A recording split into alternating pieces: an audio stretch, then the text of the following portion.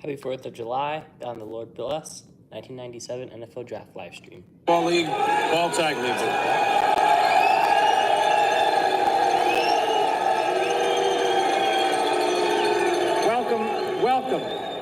Welcome to the National Football League's 62nd annual college draft. First pick. Through a trade with the New York Jets, the St. Louis Rams have the first pick in this draft. St. Louis Rams, Hall of Famer, Orlando Pace. So after 4 months of saying the New York Jets are on the clock, for the last 48 hours, we could actually say the St. Louis Rams are on the clock. If you're wondering, and we anticipate that it will be, of course, Orlando Pace, in the 62-year history of the draft. Linemen that have gone number one. Ranieri, 68, Minnesota. By the way, I can't believe he's not in the Hall of Fame yet. Chuck Bednarik from Pennsylvania, picked by the Eagles in 49. He is in the Hall of Fame. And Kai Aldrich, 1939, Chicago Cardinals. I don't know. There are not many on that list. To pick a lineman right here, he ranks Orlando Pace ahead of your other elite five in this group of six, who will, in whatever order we see now, be the first six names we'll have today. Well, these are the six players that are really definitely at the top of the draft board. These are the six that everybody tried to trade up to get. We had some premature trading with Oakland and Seattle. Oakland didn't get their man, Orlando Pace. St. Louis will. Sean Springs, a brilliant corner. Darrell Russell collapsed the pocket-type defensive tackle. Fullware. Baltimore considered trading. They may keep the pick. Westbrook won a par almost with Springs, very physical. And Walter Jones. In time, Walter Jones could be better than Orlando Pace, if you can believe that. But we're already extrapolating, and here's the first big word of the day, that that this is where Pace will go. Let's look at the St. Louis Rams a little closer. Second-year quarterback, right. Tony Banks, athletic, so moves around, but he gets sacked, 59 times, fumbles, most ever. He needs blocking. He really does, Chris. And I think the important thing is that Tony Banks has got to feel comfortable with what's up front. I mean, look at last year's draft. St. Louis, they wind up taking Lawrence Phillips first. They wind up taking Eddie Kinnison second, and then Tony Banks third. You take a look at the Rams offense. Look at all the 28s, 27s, 29s. Fumbles lost, 30th. Sacks, 30th. Interceptions, 27th. That's a product of the sacks coming over. Turnovers. Everything revolves around the fact that their quarterback was not productive. When you look at a non-productive quarterback, I think the first place you have to go and look is the offensive line. I think this is an excellent pick for St. Louis to continue to build the future of this franchise. They took a chance last year. At one point, they started 6 guys on offense who were rookies. That's a big risk that Rich Brooks took. Now he gets to see the fruits of his labor from someplace else, unfortunately, and Vermeil gets the benefit. Lawrence Phillips is, of course, that's another story with the St. Louis Rams. The pick made last year before Vermeil was there. When he got out of spending time off-season for a transgression, Dick Vermeil was the first guy to see him.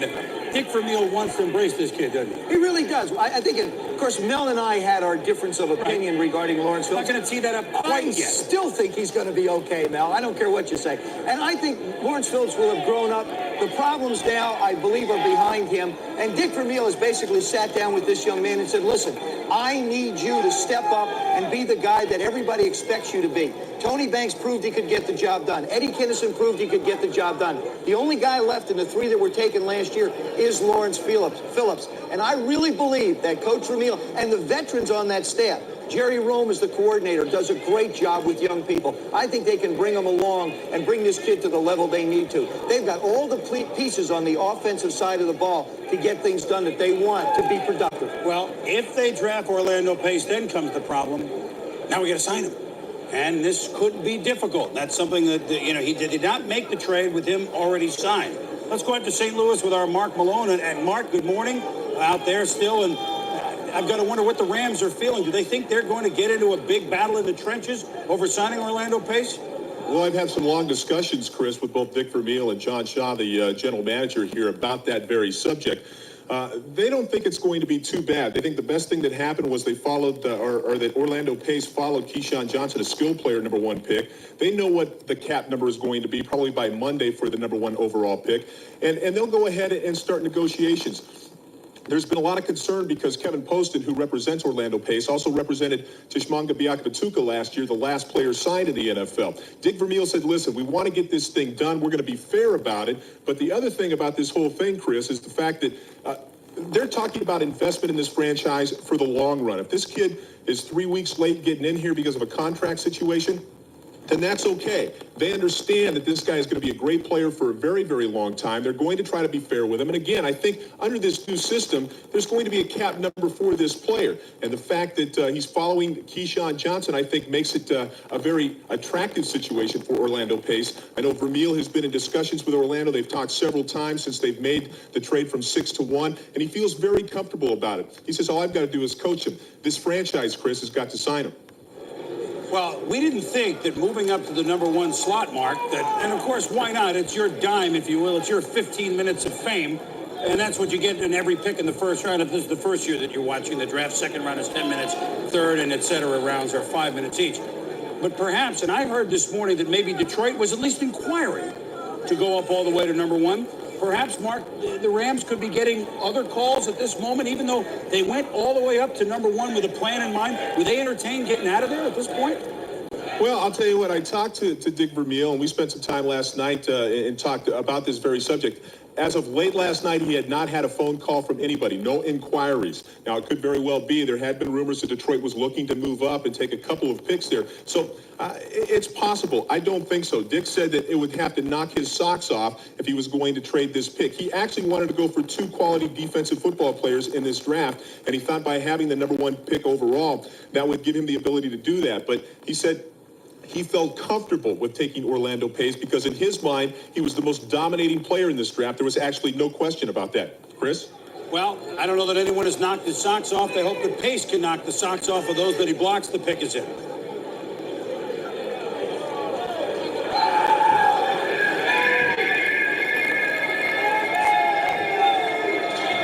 Orlando, one of about a dozen players here in New York, maybe a couple more. With the first pick in the draft, the St. Louis Rams select Orlando Pace, tackle, Ohio State.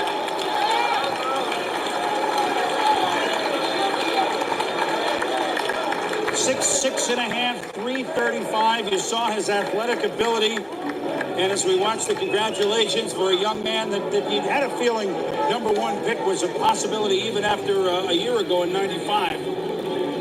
Just a little thought. I mean, he's a wonderful kid.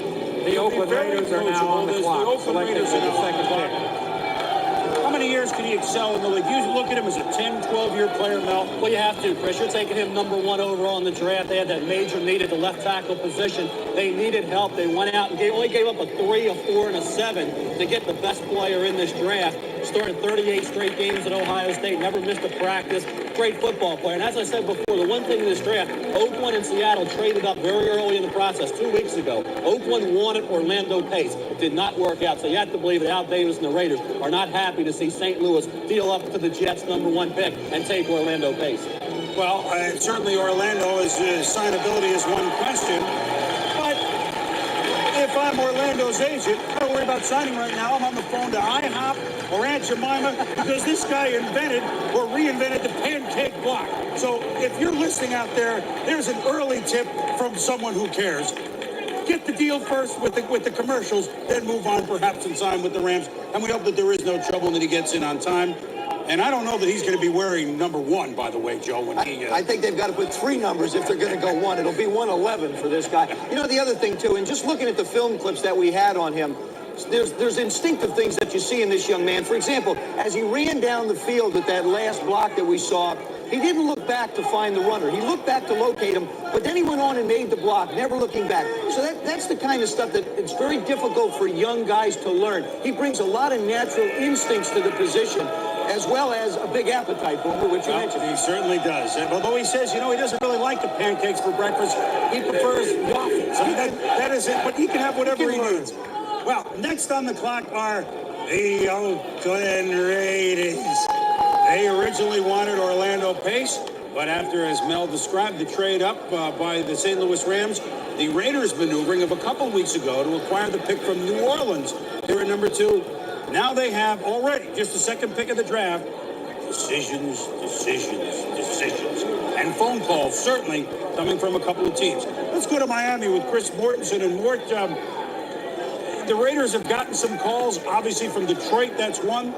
What else is going on, and who will be calling them in the next 12 minutes? Well, I think the Lions are probably having a final discussion with the Raiders about moving up from the 5 spot. Last night, they were willing to offer a third-round pick. I spoke to Bobby Ross, the Lions' new head coach, a little while ago. He's quite comfortable with staying at 5, so he's not going to overpay to go to 2. They would take Darrell Russell, the USC defensive tackle, if they moved into the Raiders spot. And if the Raiders can't trade, they apparently are going to take Darrell Russell. And some people will say they got Chester McLaughlin, they got Russell Maryland. Well, they would play Darrell Russell possibly at defensive end. And, of course, the Seattle Seahawks holding their breath that they don't take Sean Springs, Chris. Well, could there be a possibility with the Jets involved here going up, or are they going to slowly move down? I don't think so. I think that scenario is too complex, and I really believe this. If the Raiders move, it'll be with the Lions. Well, we'll keep pace on this one, no pun intended, but the man that's just drafted Orlando Pace is Dick Vermeil. He's come out to visit with our Mark Malone, and Vermeil's first draft pick in 15 years. He's got to be excited, Mark. Well, I'm sure he's extremely excited. He has been away from the game for a long time. I think a lot of people wondered, Coach, whether or not you could pull this deal off. You did. And you told me you'd make this pick very early, but then you were on the clock for a while. Were there any phone calls? Anybody at all interested in this pick? No, nobody really called. And we had made up our mind really this morning when we came in here after visiting with you last night and that kind of stuff, that really Orlando is the guy. Orlando is going to set the pace here in St. Louis. In terms of his signability, you and I have talked about that. That's not really a concern for you, and that's interesting because obviously this guy's going to demand a lot of money. No question, and he'll deserve it. And we'll make him earn it, too, believe me. But I think I have to worry about coaching him. I have to worry about everybody else we put on the field. Jay Zygmunt, who handles that. John Shaw will back it up. They'll get it done. Sooner or later, it will get done, and he will be on the field. Currently on the depth chart, you have a former #1 draft pick in Wayne Gandy at left tackle. Is Orlando Pace your starting left tackle as of today? Chances are he will be when we get him on the field, and we'll move Wayne over to the other side and compete at that right tackle spot, and maybe Wiegert inside at a guard. Really, this one move has strengthened our offensive line so much, and we have Gerald Perry here really getting ready to play football. It could be a very good offensive line. Well, it's a big pick for St. Louis. They also signed 2 days ago John Gurrick, a former offensive guard for the Minnesota Vikings. They have a second pick coming up. It'll be the 8th overall in the second round. Probably be looking at defense. Now let's go back to New York and Chris. All right, Mark, thank you. We're going to get up to Tom Jackson in a moment, but the Oakland Raiders apparently have made their decision. Have they hung up the phone on everybody? Card is up with the commissioner, and we shall see if this is Darrell Russell. Move him at defensive end, 20-year-old. Let's see if that's what the Raiders do, or do they make a move? Up to the podium and the commissioner.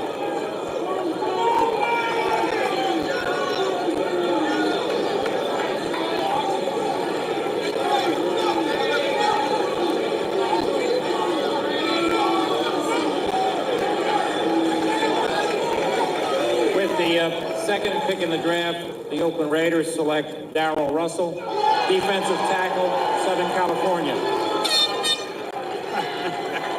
Oh, the air horns are in here. Seattle Seahawks are now on the board with a choice obtained from Atlanta. Well, let me tell you, two things have just happened with the Oakland Raiders taking Darrell Russell. First of all, they get a young man that usually plays inside but can play outside if they decide to keep McLaughlin, and they have an excellent front wall.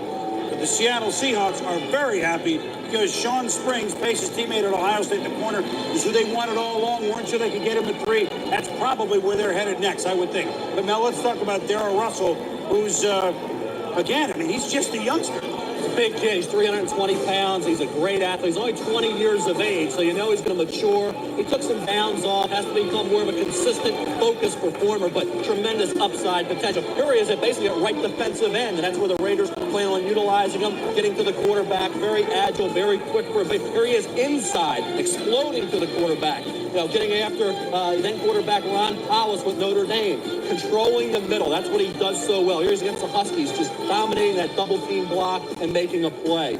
Fires into the backfield regularly. When this kid is on and he's motivated, he's a one-man wrecking crew. And I think what they have to do is harness that talent and motivate him. That's going to be Joe Bugel's responsibility. For Oakland, though, they get Russell, but they still don't have that offensive lineman for Jeff. Well, then what a segue to Joe. Oh, my. And to me, I don't necessarily think that Russell is just going to stay in Oakland. Joe, when I look at a head coach, when a guy takes over, they like to get people they're comfortable with. I think of Vince Tobin and Tony Dungy last year. Both of them went for defensive people. Joe Joe Bugle takes over as the offensive coach or the head coach, he's an offensive-minded coach. He's a line coach. I wouldn't be surprised if he still winds up with Walter Jones somehow, some way through the course of this particular draft.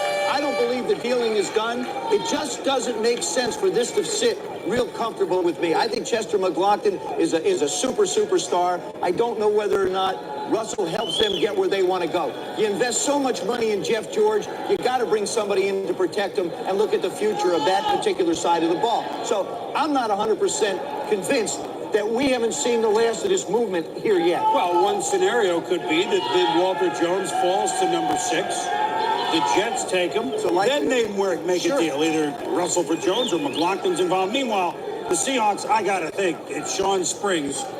As that card has sprung up to the commissioner, it didn't take more than a couple of minutes. Seahawks, first of their 2 first-round selections. Number 3 here, number 12 in a while. Now we told the card was up there. That can't be a pronunciation problem, right? Springs? No, I sort of a fairly simple word to get out. Well, I got a team photo first. You got to do that first. The commissioner actually is there. You just can't see him. That's right. And he's, what, 6'5"? That's right. He's behind Darryl Russell somewhere. You know, the amazing thing about Darryl Russell, when you look at him on film, he carries 320 pounds, Mel, but it's spread out over a big frame. I mean, he's a guy who could go, it looks like, maybe to 330 and still carry it comfortably. He is huge. I mean, you look at a guy can really plug the middle, can do a heck of a job. All right, here now are the Seahawks. Third pick in the first round, the Seattle Seahawks select Sean Springs, defensive back, Ohio State. Now, so the Buckeyes. The Baltimore Ravens are now on the clock. Buckeyes with 2 of the 3 first picks, and boy, Seattle, a sigh of relief. They had targeted him throughout. Sean Springs had no interceptions last year, but they didn't throw the ball at him. Now, some people say that he's rated about as high as any defensive back in the common draft. The highest anyone has gone is 3. Bruce Pickens went at 3 as a corner. Is he worthy of this high a choice? He's definitely worthy, Chris. He may not be as good as Deion Sanders, but he's going to be close. He's certainly for Seattle. They got Willie Williams in free agency. They needed a big-time corner that they can match up against the opposition's top wide receiver and contain that player. You see him here, the right cornerback spot in man coverage. Look at the instincts, how quickly he locates the ball and makes the play. He really did a great job in the Rose Bowl when Keith Poole really shut him down, showed what kind of dynamic athletic ability he has. Then he has his individual workout. He runs a 4.36. It's a 39, 40-inch vertical jump, 19 reps, so you know he's strong. Here he is as a punt returner. Great ability in that area if you want to risk injury and use your number 1 corner. Also as a return man. Run support ability's average. Decent tackler, but you're paying Sean Springs the big bucks to match up against the Jerry Rices and the big-time wide receivers that can beat you. That's his job to tame those guys. Well, Sean Springs from Silver Springs, Maryland. His dad, you may remember, running back, pretty good with the Dallas Cowboys, Ron Springs. It's in the bloodlines, and now he's the 3rd overall pick. We'll get back to discuss him a little bit. And the Baltimore Ravens on the clock. And will they keep this 4th pick? They've said for a while they want to bail out. Do they bail? Do they stay, or do they go? That's the question. As we roar on here in the Apple.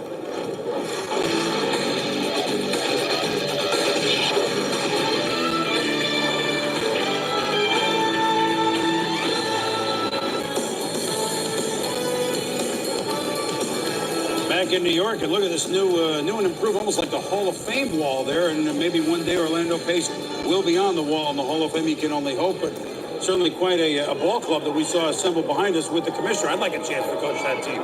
Well, the card is in already. Do the Ravens keep the pick, or do they make a swing trade? They've said they dump out. This doesn't seem to indicate that they might. Let's go to the commissioner. It's the Peter Boulware spot. With the 4th choice in the first round, the Baltimore Ravens select Peter Boulware, defensive end, Florida State. Well, so much Detroit for Lions saying are now on the clock. Saying for weeks that they would dump out because of the cap. They had some offers, the Giants being one of them, Mel. Maybe he just looked too good at the end, right? They certainly need defense after squandering all those halftime leads last Well, the offers weren't good enough. All they got was a 3 from the Giants, a 3 from other clubs. They didn't get that second-round pick and an offer that they wanted. Peter Boulware is just what they said they needed all year. A difference maker that can make everybody around him better. Great edge pass rusher. You see him here coming off the corner. A right defensive end. Good job off the edge. Blindside pressure. He's a special performer. He's going to come in ready to work. He's been a productive player game in and game out.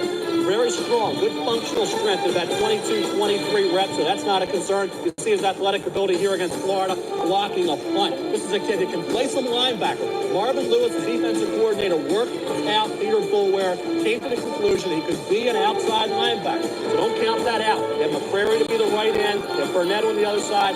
Maybe initially they tried Boulware at outside linebacker to plug a hole and see what happens.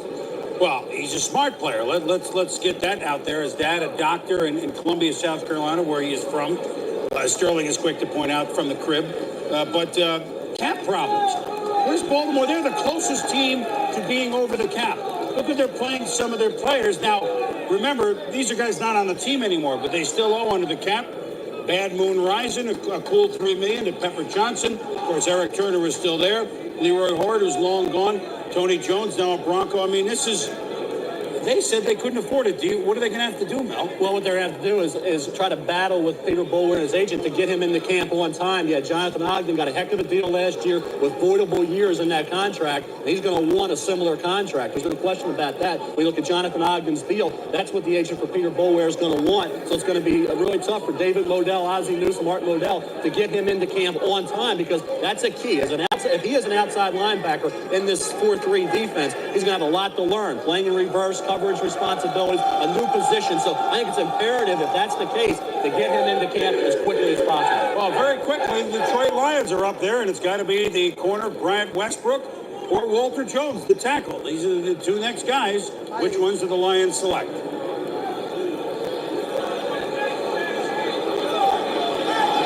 With the fifth choice in the first round, the Detroit Lions select Bryant Westbrook, defensive back, University of Texas.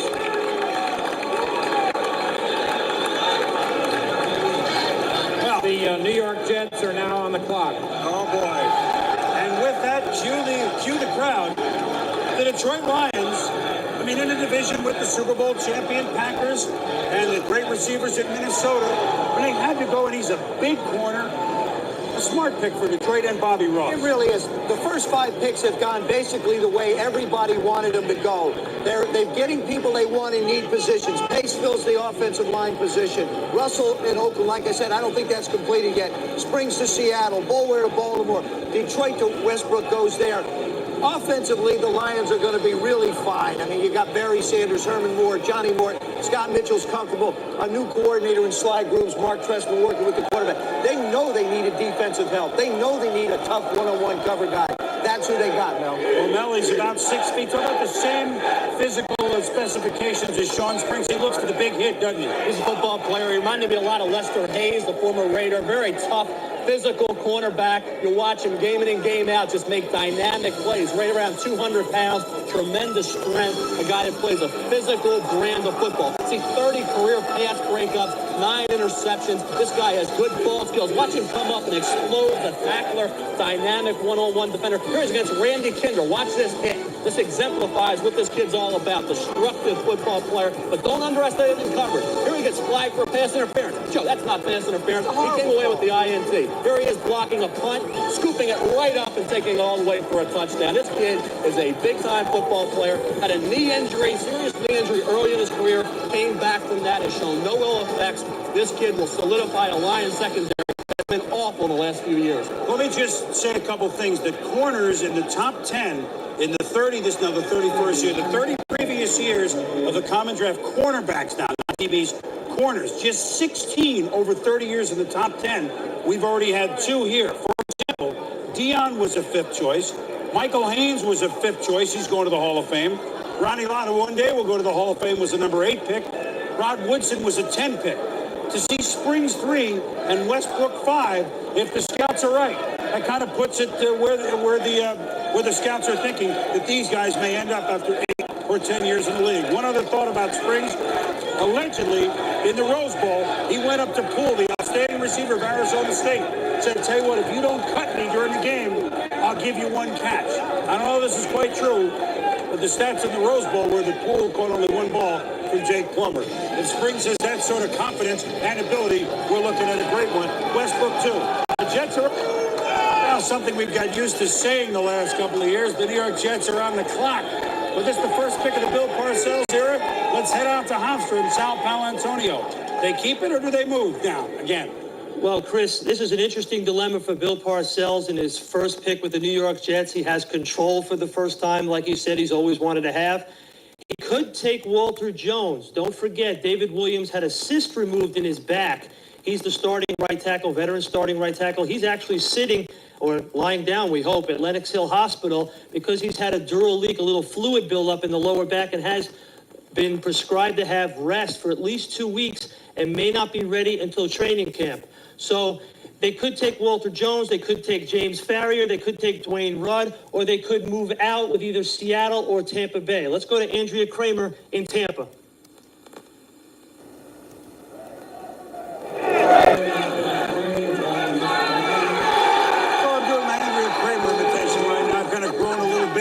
Changed my hair color. We'll get to Andrea in Tampa very shortly. Walter Jones is, Mel, we had 6 players.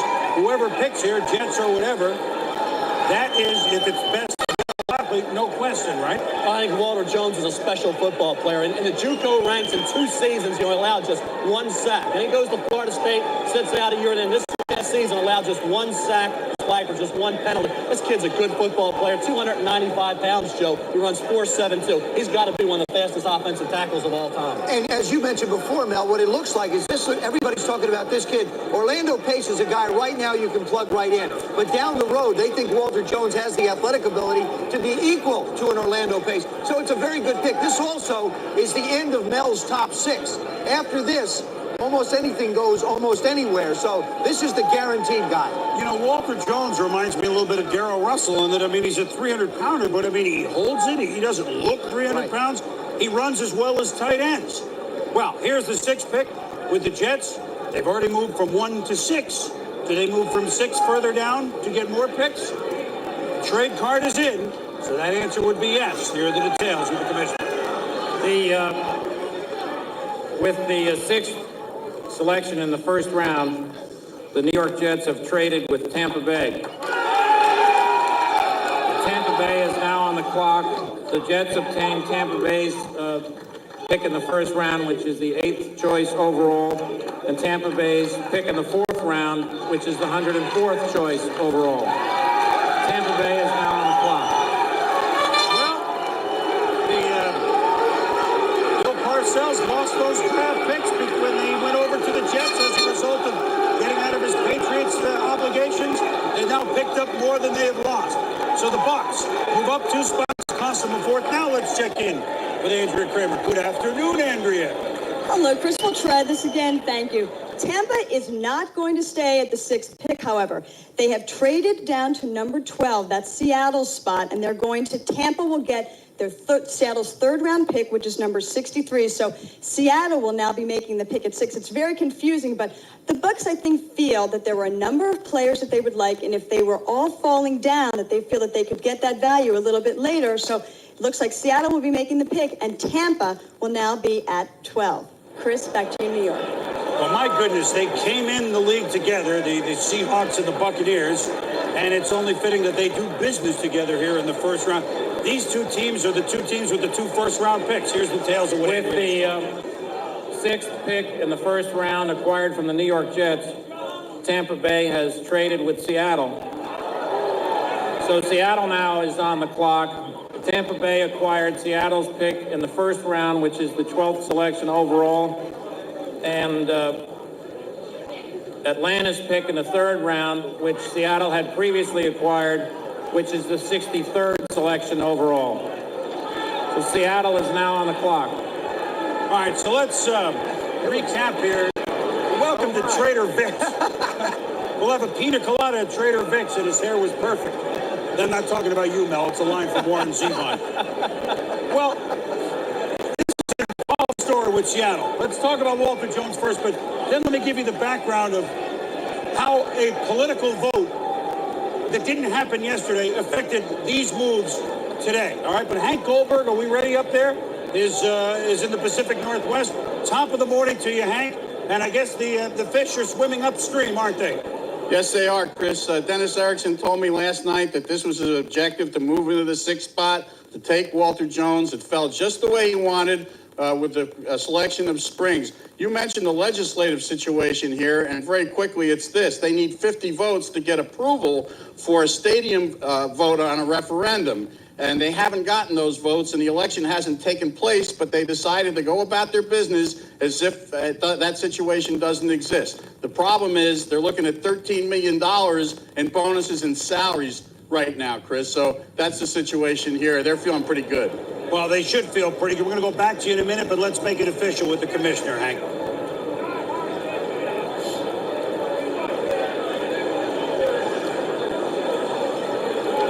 With the sixth pick in the first round, the Seattle Seahawks select Walter Jones, offensive tackle from Florida State. My goodness. The New York Giants are now on the clock. The Seahawks, as Hank said, did exactly what they wanted to do. Let me take 15 seconds and clean this up. If the House does not vote yes to put on the ballot in June to the people of the state of Washington or King County the opportunity to fund a new football stadium, and if that goes on the ballot and it's not funded, Paul Allen on July 1st will either exercise or not exercise his option to buy the team. He has a few shekels. He's already spent some for the Chad Browns, etc. He said if they don't approve the stadium, he's not buying the team. The future of the Seahawks up there is in question pending these moves in the legislature. However, as Hank said, business as usual until they get a no. And you're going to like Paul Allen, full steam ahead until somebody stops me. Hey, the Seahawks have to be thrilled with what they've gotten. Well, the Seahawks gambled when they traded up. They got Springs. Now they get Walter Jones. 2 players in that Elite Six. This is an amazing draft for Dennis Erickson to get 2 of these top 6 players. You see him here at right tackle with the feet and the balance. This is a dominator who's going to get better once his technique improves. Remember, he only played 1 year. Watch him against James Bates. Helmet to helmet, Joe. Watch it. There you go. That's domination. You watch him time and time again sustain a block. He never quits. He's a high-intensity player. Doesn't take any downs off or plays off. He was responsible for a lot of work done success this past season. Really engulfs a defender. Big man, 295 to 300 pounds. Ran that 4.72 during an individual workout, which was unbelievable. Well, he goes right along with Pete Kendall last year. I mean, what Dennis Erickson's starting to do right now is he's starting to put together this very young football team. And he's got veterans backing up. You got John Freese as your quarterback. You got Warren Moon as a backup. Last year you go get Pete Kendall. Now you get Walter Jones. Personally, I'll tell you what. I think Seattle right now is the odds-on favorite to compete for the AFC Championship. I'll put that out there right now, right out front. The AFC or the AFC West? The AFC Championship. Let me write this down. Whole enchilada. 12:43. Yep. Write it down. On draft day. On draft first round. I think they're putting together the ball club. Why not? The defensive moves have been upgrading it with speed. Offensively, they're winding up with a football team that with Joey Galloway, Chris Warren, young Kendall, young Jones, a backup in Warren Moon. You have all the things you need in place to be competitive on both sides of the ball. So the Seahawks take 2 of the first top 6. Guess who's on the clock? G-Men! The Giants have their turn. We'll be back. This has happened. Now, the Giants 7, Jets now 8. Still allows us for the 4th time ever in the common draft at 67 that the 2 New York teams have gone back-to-back. 77, Marvin Powell, Gary Jeter, good picks. 81, outstanding picks with LT and Freeman McNeil. 92, tight ends, Derek Brown and Joni Mitchell. They paid paradise and they put up a parking lot with those picks. All right, now, the Giants. This is 7 through maybe 25 in value. They're not thrilled with this spot. We may have a name that's unusual. Help us out, Chris Mortensen. You got an insight on the Giants' moves? Well, you know, they were going up to Florida to take Peter Bower, the Florida State defensive end. Some people would say, why? They had Cedric Jones last year, Michael Strahan. They would have put Bower up on the weak side, let him play in space and rush the passer. James Ferrier might be an attraction here, but you know what? Jim Fossil needs some weapons. That's why people have been talking about Colorado wide receiver Ray Caruth, Florida wide receiver Rido Anthony, and don't rule out the Cal tight end Tony Gonzalez here either, Chris. Let's go to Sal Palantonio with the Jets. Thanks, Mort. It looks like Bill Parcells may be done dealing finally. We just talked to the people in the draft room. They say that they'll probably stay at number 8. They'll probably focus on defense. They like linebackers Dwayne Rudd and James Farrier, and that's probably the way they'll go. But you never know. He's trying to accumulate as many picks as possible to get this 1-15 Jets team back on track. Now let's go back to Chris Berman in New York. All right, Sal, and while they do that, get rid of some of their higher-priced veterans and give them room under the cap in future years. Well, once a football player, always a football player. Tom Jackson and Sterling Sharp are Pro Bowlers, two of the best. And although they have retired from the game, they said, look, if we're coming to New York for the draft, let's play some football. So let's go up to the dapperly dressed duo. And now what are we doing here? Looks like more like a wrestling ring with pylons. Peter Bower, you going to talk about him? Yeah. Well, hi, guys. When you begin to assess Peter Bower, and Chris, if the field was this big, I could have played a lot longer. When you begin to assess Peter Bower, you first come to the unique combination of speed and power. He's a guy who only weighs 260 pounds, but he plays a lot bigger than that.